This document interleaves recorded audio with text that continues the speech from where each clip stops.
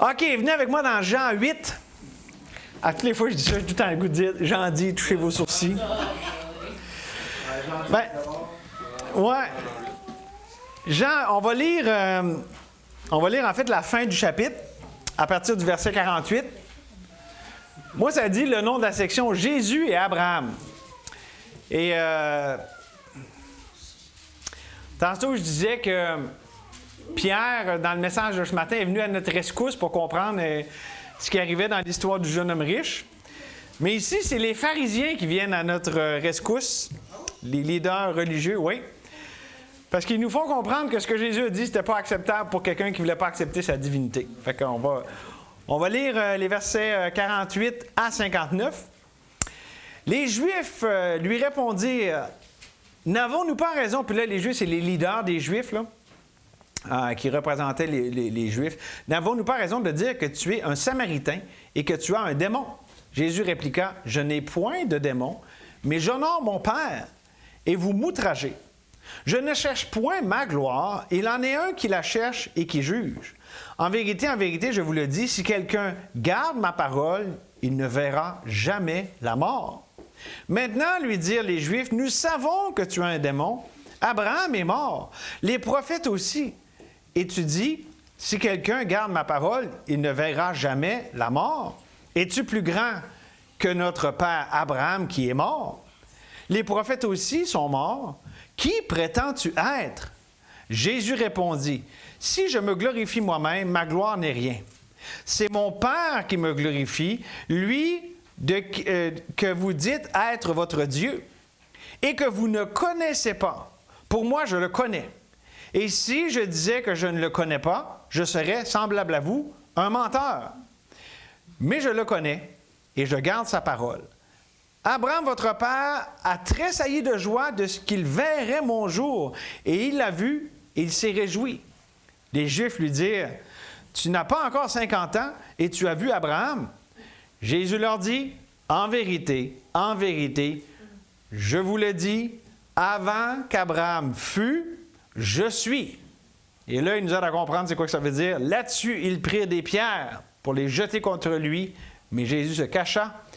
Et il sortit du temple, il voulait le lapider parce qu'il disait c'est un sacrilège, il se fait l'égal de Dieu. Donc, on va considérer aujourd'hui, avec ce texte, spécialement, on ne va pas tout décortiquer ce qu'on a lu, là, c'est vraiment le verset 58 où est-ce que Jésus, et ce n'est pas une erreur d'orthographe là, avec les temps de verbe, avant qu'Abraham fût, je suis, c'est ça qu'on va considérer ensemble. Mais un peu par voie d'introduction, ce verset-là, le verset 58, est sans contredit l'un des moments forts du ministère de Jésus. Puis là, quand on dit moment fort, c'est pas que justement tout le monde l'acclamait, c'est la tension avec les autorités qui ont fini par le tuer, par le faire tuer, a escaladé d'une couche de plus, là. Parce que là, vraiment, il parlait avec eux autres d'une manière qui les contredisait hautement, même s'il disait la vérité. Et là, c'est pour ça que c'est au point où est-ce qu'il était prêt de lapider pour sacrilège, ce qu'on a vu au verset 59. Et je dirais que ici, là, le verset 58, c'est un lien unique et puissant entre l'Ancienne Alliance et la Nouvelle Alliance, et Jésus est le chaînon qui relie les deux. Parce que Jésus se présente à eux, parce qu'il faut comprendre ici ce que ça signifie, mais c'est ce qu'on voit à travers le message, mais Jésus se présente à eux comme étant la réponse ultime à leurs besoins ultimes. Peut-être que ça nous échappe quand on fait juste voir « avant qu'Abraham fût, je suis », là, mais je vais vous l'expliquer pourquoi que c'est ce que ça veut dire. Et je dirais, là ici c'est avant la croix, mais la réponse, la démonstration ultime que Jésus est la réponse ultime à notre besoin ultime, bien, c'est la croix. Mais déjà ici, ça nous pointait dans cette direction-là. Et dans le fond, le message, vous regardez de façon progressive, on va y aller étape par étape, en ajoutant des éléments supplémentaires pour nous faire comprendre l'ensemble ici de ce qui est du bagage théologique qui est dans cette expression « avant qu'Abraham fût, je suis ». Petite expression, grande vérité théologique. Okay? On va la déballer ensemble. Sûrement, vous êtes familier avec ce passage. Ce n'est pas la première fois que vous lisez ça, pas la première fois même que vous entendez un message là-dessus, probablement. Vous êtes probablement familier avec certains des éléments, comme c'est le grand « je suis », c'est quoi ça veut dire, quand Dieu dit « je suis », bon. Oui, on a parlé de ces choses dans le passé, mais restez avec moi tout le long du message parce qu'on va, comme je dis, de façon progressive, amener toujours plus d'éléments. Puis le punch, la grande leçon est vraiment à la fin lorsqu'on met tout ça ensemble. Ou est-ce que c'est une vérité puissante et personnelle qu'on va pouvoir tirer de tout ça. Non, on va regarder simplement là, avec ce verset-là puis tout ce qui peut l'entourer. 3 éléments progressifs pour apprécier la réponse ultime à notre besoin ultime. D'abord, là, quand on voit ici, avant qu'Abraham fût, je suis, ça réfère à Exode 3. La vision, la révélation de Dieu dans le buisson ardent. Okay? Et ça, c'était la préparation de la réponse ultime à notre besoin ultime. Parce qu'est-ce qui arrive dans Exode 3? Je vous lis. Dieu dit à Abraham, « Je suis celui qui... » à Moïse. Abraham, c'était là. Ça, c'est Moïse. Dieu dit à Moïse, « Je suis celui qui suis. » OK? Ça, c'est dans le buisson qui dit ça. Et il ajouta, « C'est ainsi que tu répondras aux enfants d'Israël, celui qui s'appelle « Je suis », c'est ça son nom, m'a envoyé vers vous. Dieu dit encore à Moïse, « Tu parleras ainsi aux enfants d'Israël, l'Éternel, le Dieu de vos pères, le Dieu d'Abraham, le Dieu d'Isaac, le Dieu de Jacob. » Ça aussi, c'est important avec ce qu'on va voir ensemble. « M'envoie vers vous. Voilà mon nom pour l'éternité, voilà mon nom de génération en génération. » Ici, c'est la première fois que Dieu donne son nom de façon claire de même. Ça ne veut pas dire qu'il n'avait jamais employé ce nom-là avant pour référer à lui, mais ici, il en donne l'explication claire lorsqu'il envoie Moïse vers son peuple pour la délivrance. C'est la révélation du Dieu qui est révélé dans l'Ancien Testament. Puis là, on voit il y a un élément nouveau avec la Nouvelle Alliance, Jésus, là, qui est celui de la Nouvelle Alliance. Mais dans le fond, c'est quoi ce nom-là, « Je suis »? C'est la révélation de l'essence de la personne de Dieu. Sa nature, son identité. Dieu a plusieurs titres, mais Dieu a un seul nom, et c'est ça. C'est « Je suis », le grand « Je suis ». Voilà pourquoi ici, dans Jean, les Juifs sont si choqués lorsqu'ils écoutent Jésus référer à lui-même en disant « Je suis », parce qu'ils savent très bien qu'il est en train de dire « Je suis la voix qui a parlé dans le buisson ardent à Moïse ». C'est ça que ça veut dire, puis c'était clair, ils l'ont bien compris, là, parce que pour ceux qui ont pris les roches pour le lapider, ils comprenaient qu'il se faisait l'égal à Dieu, le Dieu de leur père. Ils disaient, hey, t'as peu, on connaît le Dieu de nos pères, mais toi, t'es qui? C'est là que, justement, tu ne peux pas te faire l'égal à ce Dieu-là, OK? Pourtant, c'est bien ce que Jésus est. Mais en plus, quand on regarde le contexte plus large, Jésus, là, on voit la tension monter, puis c'était pas mal... Bon, c'était de la faute de ceux qui s'opposaient, qui résistaient. Mais Jésus aussi, on peut dire, pas il provoquait, parce que je veux pas être irrévérencieux en disant ça, mais Jésus leur parlait avec autorité. Par exemple, au verset 24, là, dans Jean 8, là, il leur dit, « C'est pourquoi je vous ai dit que vous mourrez dans vos péchés, car si vous ne croyez pas ce que je suis, vous mourrez dans vos péchés. » Tu sais, c'est pas comme je vous suggère peut-être de croire, moi, ça pourrait être une bonne idée. Non, non, il parle avec autorité. Si vous ne croyez pas ce que je suis, vous allez mourir, vous allez avoir la conséquence éternelle du rejet, de me rejeter. OK? Donc, fois qu'on voit, il y a beaucoup la tension qui monte. Puis là, Jésus leur lâche ça, qu'il est le grand je suis. Et c'est parce que ils n'ont pas fait le lien avec ce que Dieu préparait dans l'Ancien Testament puis celui qui était là devant eux autres. Là, je vous dis, c'est des éléments après l'autre, mais d'abord, on va débunker un peu. C'est quoi que ça veut dire « je suis » ou YHWH, là, Yahweh, là, ou l'Éternel. Dans nos versions françaises, « je suis », quand là, ici, ça dit « je suis » dans Exode, mais sinon, c'est l'Éternel, la traduction française. Il y a 2 sens fondamentaux. Le premier, OK, ce que ça veut dire, là, « je suis », là, d'abord, c'est celui qui est toujours présent. OK? Pour Dieu, il est toujours dans le présent. Je suis là. Tu sais, il disait « je suis » à Abraham, il nous le dit à nous, puis dans 2000 ans, on va pouvoir dire « je suis » encore. Pour lui, il est dans l'éternel présent. OK? Pour lui, tout est présent. Ou pour le dire, dans Ésaïe 57, j'aime la traduction du roi Jacques, dit qu'il habite l'éternité. En fait, en français, ça ne dit pas exactement ça. Ça dit que j'habite dans les lieux élevés et dans la sainteté. Mais en anglais, ça dit « inhabits eternity ». OK? Je vais vous donner une illustration bien simple. Un matin, il y a quelqu'un qui a emprunté un livre. OK? Ben, puis c'est un livre qui raconte une histoire. Fait que là, tu vas lire l'histoire de Granger Smith. Tu vas voir son passé, ce qui était présent pour lui quand c'est arrivé, puis OK, le futur. Mais en tant que lecteur, là, le passé, le présent, le futur, pour nous, on lit ça, on est dans le présent. C'est le livre qu'on tient. Ça a beau parler du passé, du présent ou de l'avenir, nous, on est en dehors de ça. C'est constamment présent. C'est une espèce d'analogie pour essayer de comprendre comment Dieu, là, il n'est pas dans le livre, lui. Il est en dehors. Tu sais, nous, on est dans l'histoire. Lui, il est en dehors de l'histoire. Pour vous dire, c'est ça, un des sens du « je suis », c'est ça que ça veut dire. Dieu, pour lui, il voit tout ça. Là, il y a aussi l'illustration de la parade. Là. Dieu voit autant le début de la parade que la fin. Pour lui, tout est présent. OK? Pour Dieu, nos vies, autant passées, présentes que futures, sont tous au présent, sont tous actuels. OK? Je vais arrêter là-dessus sur le premier sens fondamental de « je suis », que Dieu est toujours présent.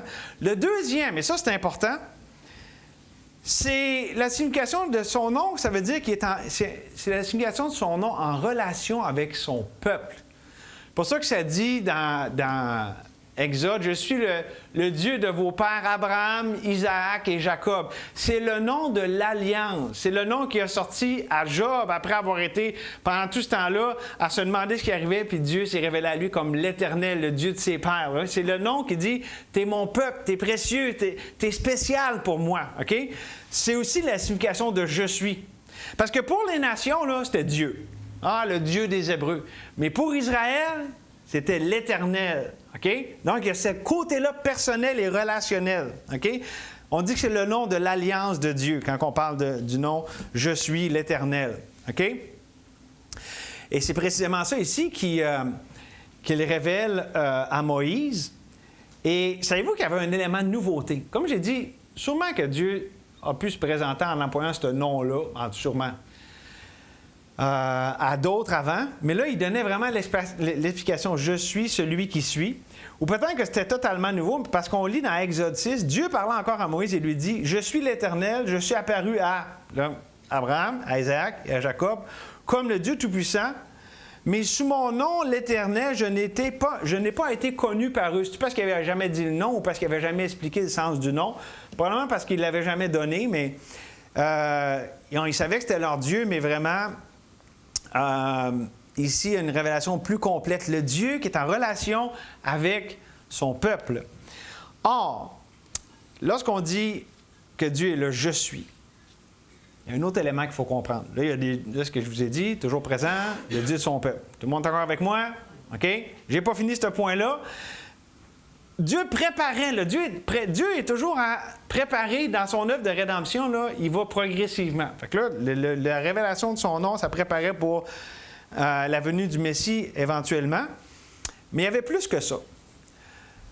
Je suis, puis je pense que je l'ai déjà amené, ce concept-là, mais c'est bon de répéter. La répétition la compréhension vient par la répétition.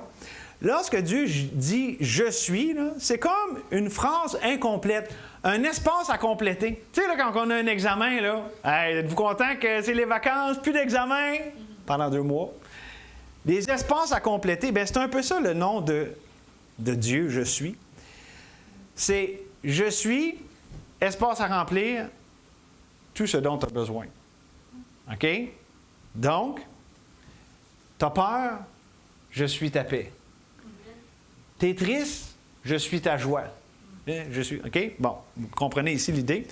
C'est-à-dire que Dieu va devenir, là, si vous voulez, tout ce dont on a besoin qu'il devienne dans le moment présent. Il est la provision pour le croyant qu'il s'approprie.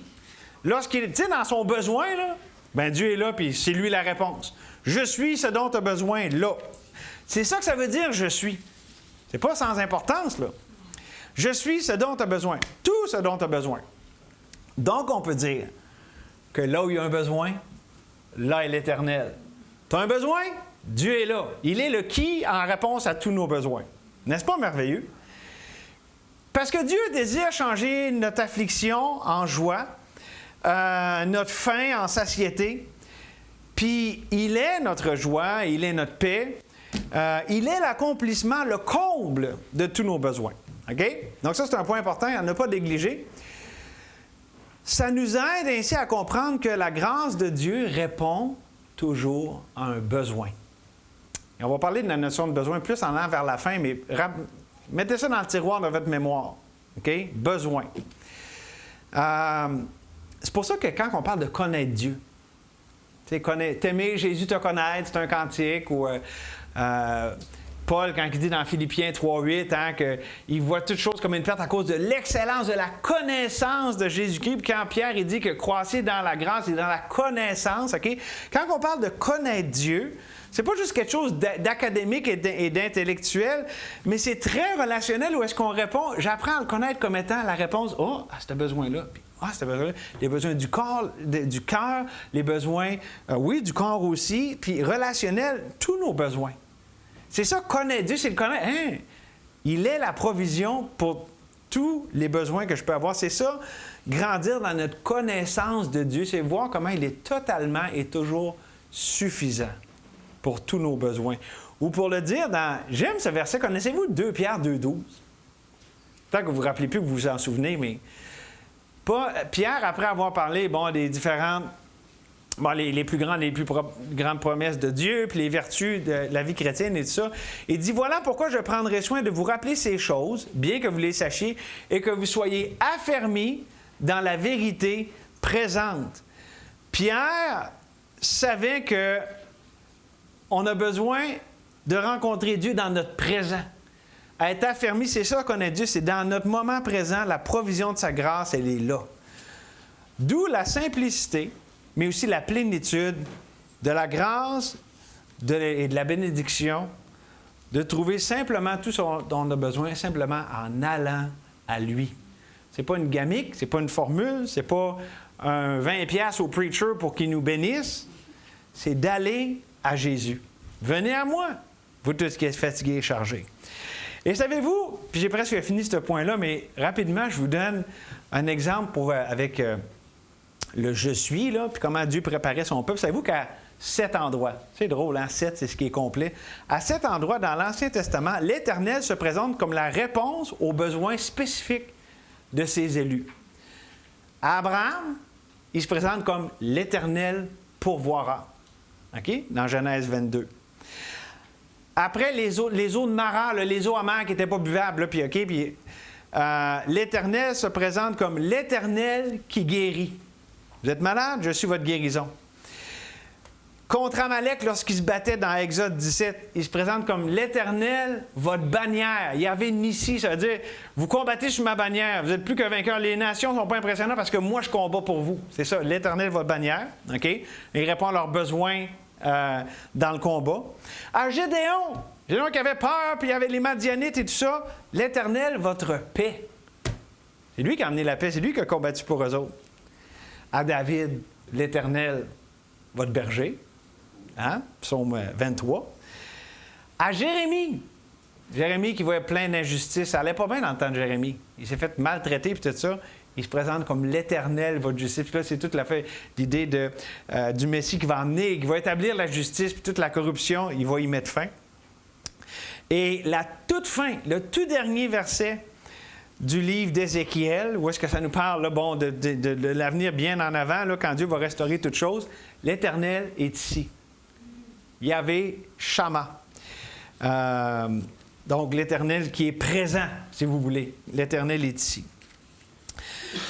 Allez-vous être surpris si je vous dis que, ça m'amène vers le deuxième point, Jésus-Christ est la source de toutes ces révélations de la provision de nos besoins. Parce que Dieu préparait, mais l'accomplissement de tout ça, du grand je suis, c'est Jésus. Donc, il y a la préparation de la réponse ultime à notre besoin ultime, mais il y a la personne de la réponse ultime à notre besoin ultime. Et cette personne, c'est Jésus.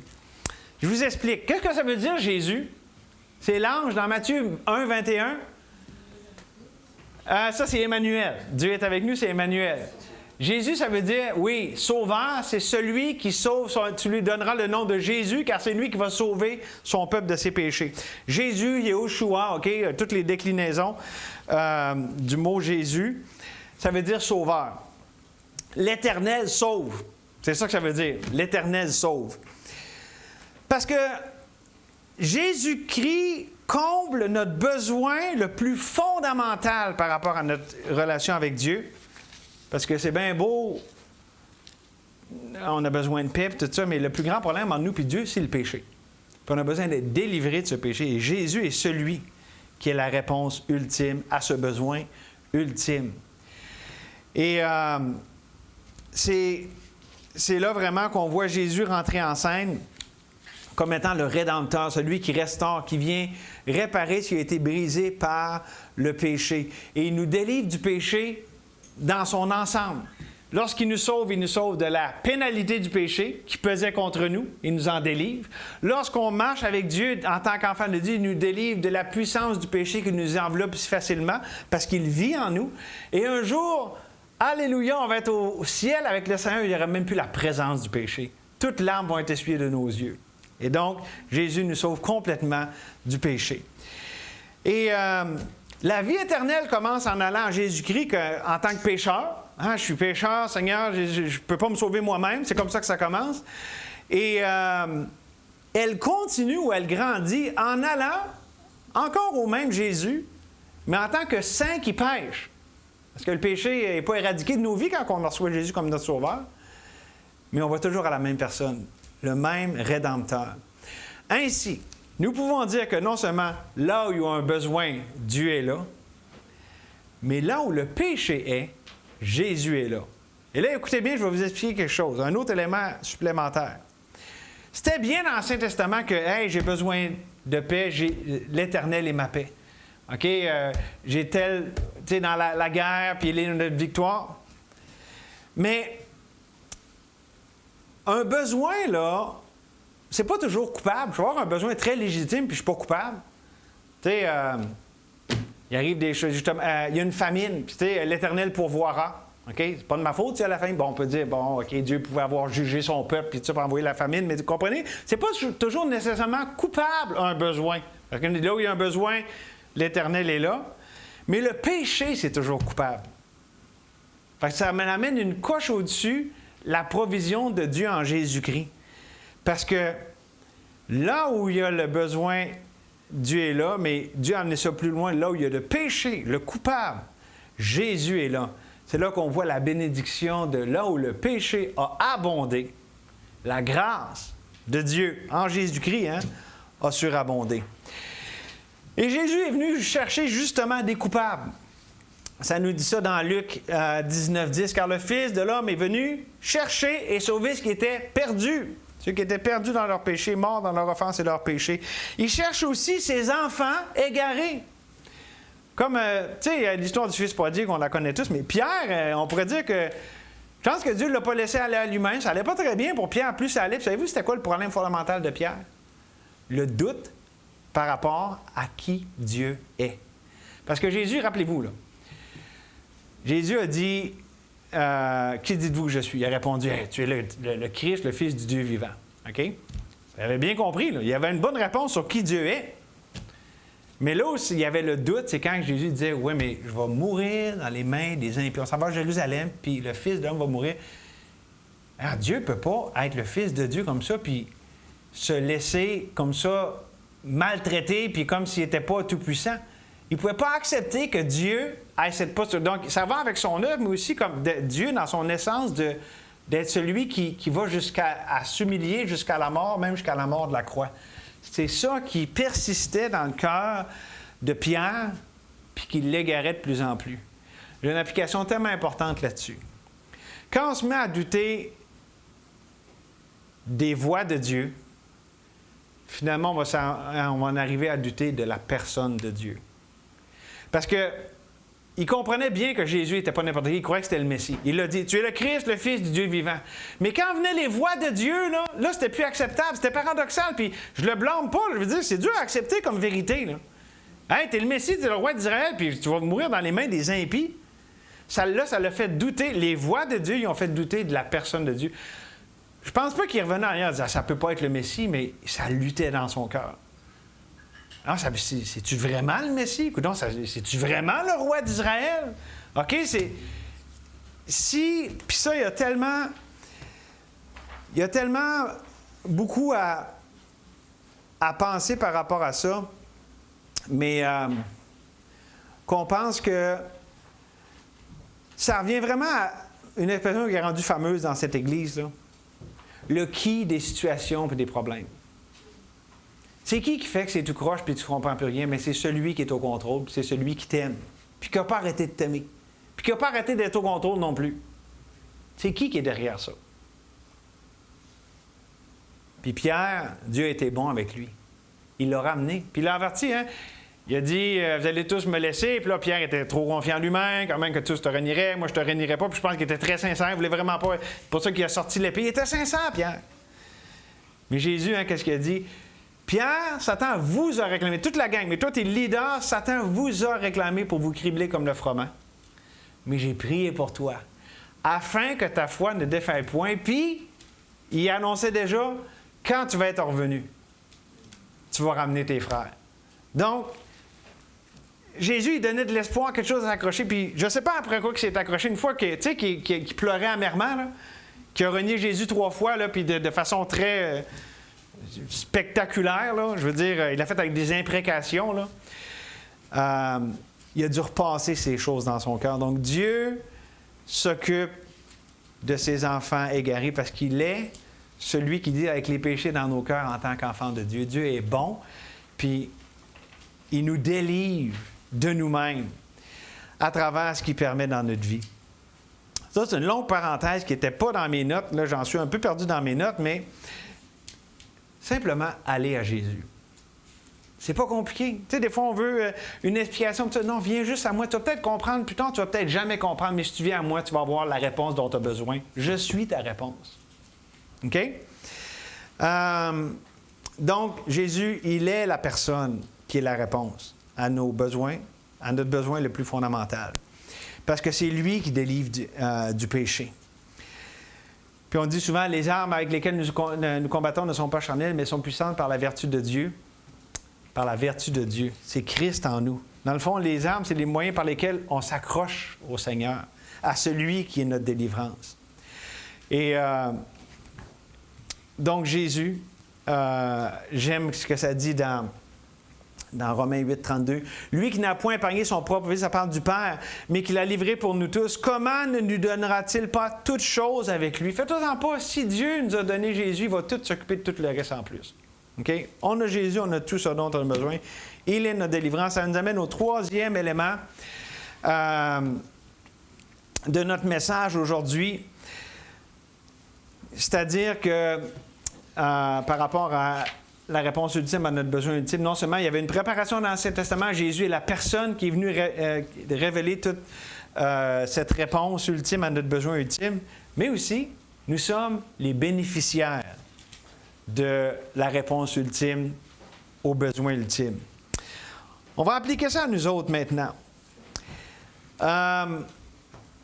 Voulez-vous une vérité bien simple là, de dimanche après-midi qu'on a les yeux qui ferment? Là? Parce que j'en vois qu'il y a les yeux qui ferment. Là. Pas facile des fois le dimanche après-midi, hein? Je ne vous juge pas. Là, OK? Mais on va regarder ça bien simple. Tu sais, voulez-vous quoi? Jouir de la délivrance de Dieu par Jésus-Christ, notre Seigneur.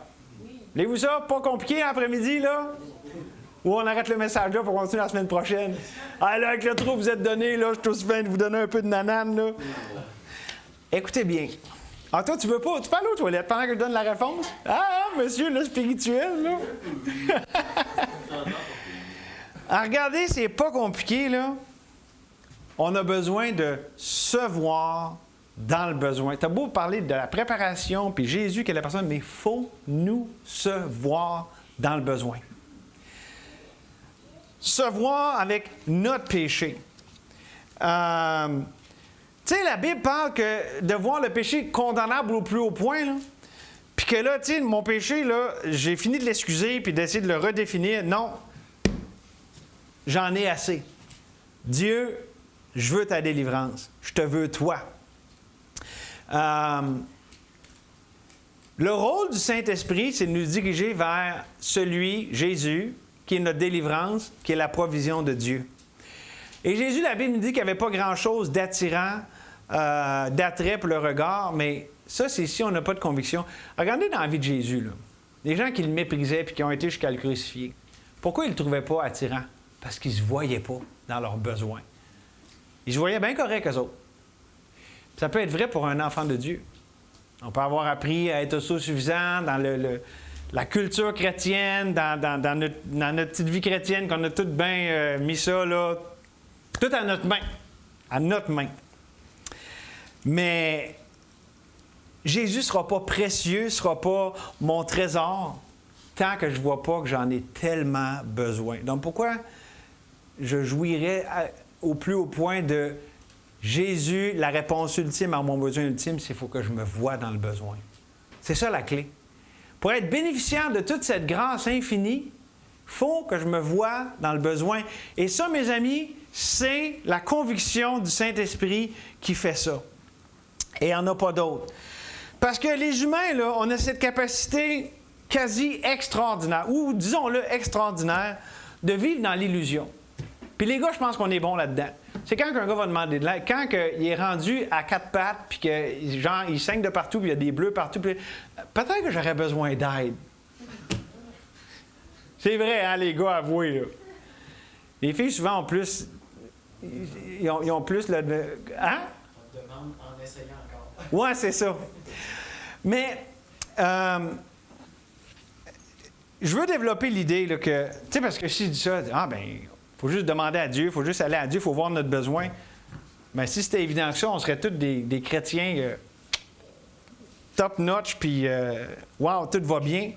Mais pourquoi on a tant de misère? C'est parce qu'on ne se voit pas dans le besoin, donc on ne va pas à Dieu avec nos besoins, puis on tombe dans l'insuffisance, parce qu'on a cette capacité, dans notre orgueil, disons-le, de négliger, voire mépriser la grâce de Dieu. Et la voir, OK, c'est bien, mais pas nécessairement toujours à la hauteur. C'est pour ça qu'on a besoin d'être saisi et d'être convaincu par la réalité de notre besoin. Et c'est seulement à ce moment-là que Dieu va briser l'illusion de l'autosuffisance, va briser l'aveuglement par rapport à notre péché. Puis c'est ça un réveil. C'est quand on se voit tel qu'on est, tu sais, puis on le chante. C'est tellement beau le cantique qu'on a chanté, 52, là, tu sais. J'ai rien, là. J'ai rien. Puis on est bons, les chrétiens, des fois, pour dire des choses, mais pas en être convaincus. Et la façon que les choses sont faites, souvent, c'est à travers l'épreuve, à travers ce qui nous arrive, que là, on en devient vraiment convaincu. Là, on le voit. C'est plus juste quelque chose qu'on dit, on le voit. Comprenez-vous quand je dis juste se voir? C'est simple à comprendre avec notre tête, mais le vivre de cœur par en être convaincu, c'est le Saint-Esprit qui amène ça dans nos vies. Parce que sinon, on peut être des professionnels à dire « Ah ben oui, gloire à Dieu, par la grâce de Dieu », tout dire le vocabulaire chrétien, mais notre cœur peut être éloigné de ces choses. C'est pas précieux, c'est pas vrai. Pourquoi? Parce que c'est pas vécu relationnellement avec Dieu. Autrement dit, on ne peut pas voir, on ne peut pas apprécier la grâce de Dieu à sa juste valeur tant qu'on ne se voit pas désespérément dans le besoin. Et je répète, désespérément dans le besoin. Parce qu'on va dire, moi, j'ai un petit peu besoin de Dieu, fait qu'il peut peut-être m'aider un petit peu. Dieu n'est pas intéressé là-dedans, savez-vous ça? Dieu, là, s'il dit, je veux être ton tout, là, puis tu sais, ma grâce suffisante, il faut qu'on soit totalement désespéré de toute ressources humaines. Il n'y a pas de département des ressources humaines avec Dieu, savez-vous ça? Dans l'entreprise de Dieu, là, il n'y a pas de ressources humaines, RH. Ça n'existe pas. C'est des ressources divines. Il a fermé, puis il a mis un cadenas à la porte des ressources humaines, il n'y a plus personne qui travaille là. Puis là, on est là, on se zigonne sur la porte, puis on essaie de l'ouvrir pour comme essayer de voir qu'il y avait de l'espoir de faire quelque chose avec ça. Il a dit non, c'est condamné, il n'y a plus rien à faire avec ça. Il n'y a pas de syndicat avec Dieu. Ouais. Et ça, c'était pas politically correct de dire ça de même. Mais c'est pas grave, Dieu non plus n'est pas politically correct. Il s'en fiche de la politique, là. Et vous en parlerez à Nebuchadnezzar. Donc, c'est simple après-midi, là, j'arrête ça là. Le message, ça va au cœur d'un grand problème qu'on voit dans la chrétienté en général, en ce moment. Jésus est bon pour t'aider avec ça, mais tu as besoin peut-être de ci et de ça. Ou je trouve la délivrance et j'opère ma délivrance avec l'aide de Dieu. Ça, c'est deux phrases qui négligent, voire méprisent la grâce de Dieu. Jésus, notre provision. Puis c'est dans la subtilité. Mais non, on reconnaît Dieu là-dedans, mais pas comme quelqu'un qui en a désespérément besoin. Il y a de l'autosuffisance là-dedans, le voyez-vous? Et ça, c'est Dieu qui doit briser ça, parce que Dieu résiste aux orgueilleux, mais il fait grâce aux humbles, puis aux humiliés aussi. OK? Soit qu'on s'humilie nous-mêmes, soit qu'on laisse Dieu nous humilier à travers ce qu'il nous envoie. Et c'est ça, vivre à la lumière de la croix, c'est vivre dans cette conscience constante de notre besoin de sa provision, de sa délivrance, de son intercession, de sa grâce infinie. Et vraiment, ça m'amène à ceci simplement comme invitation pour répondre au message d'après-midi. Je parlais d'être saisi de ces vérités. Peut-être, vous savez, ça arrive, des fois, on a des saisons dans notre vie chrétienne où on est plutôt tiède, notre cœur est plutôt distant. Bien, ça aussi, c'est pas plus compliqué. Hein, Dieu, je vois, j'ai besoin de toi, là, je me sens distant puis tiède. Va à Jésus. C'est juste ça, c'est pas plus compliqué, c'est pas comme si... Puis savez-vous quoi? En allant à lui, Dieu va nous diriger. Premièrement, des fois, on va ouvrir notre Bible, que le texte faisait longtemps qu'on n'avait pas ouvert, puis on va lire, puis boum, le Saint-Esprit va nous saisir avec quelque chose qui va aller droit au cœur. Puis ci, puis ça, puis... Les moyens de Dieu ne sont pas limités. Des fois, on va parler à quelqu'un. Des fois, un non-sauvé va nous parler, puis va nous remettre à notre place. Ça veut-tu déjà arrivé, ça? C'est un peu humiliant, là, mais c'est efficace. Dieu peut faire ça. Dieu n'est pas limité, là. Tu sais? Oh, wow! Ah non, OK, je pensais que c'était la pluie qu'on entendait, c'est la clim qui vient de repartir, mais il pleut pas mal dehors, hein? Là, je vous ai distrait pour la fin du message, hein? Bien, ça veut dire que c'est le temps de prier. Merci, Seigneur, pour ta grâce qui est totalement suffisante. Mais après-midi, Seigneur, on te demande de révéler à nos cœurs la grandeur, la profondeur de notre besoin de toi. On est bon pour le dire, on sait qu'il faut le dire, mais Seigneur, on va en avoir la conviction profonde. Par toi. Oui, brise cette autosuffisance, cet orgueil. Seigneur, dans mon cœur, j'ai bien appris bien des affaires de la vie chrétienne que je suis capable de faire moi-même. Et c'est tragique, Seigneur. Je ne veux pas vivre sur le pilote automatique. Je ne veux pas vivre en autosuffisance. Je désire vivre de ta grâce. Et merci que tu as tout pourvu. Nous avons tout pleinement en Jésus-Christ, notre merveilleux Seigneur et Sauveur. Seigneur, on veut répondre à ce message en toute simplicité. Donc, dirige, Seigneur, ce temps maintenant où est-ce qu'on veut te parler de toutes ces choses-là. On te prie au nom de Jésus. Amen.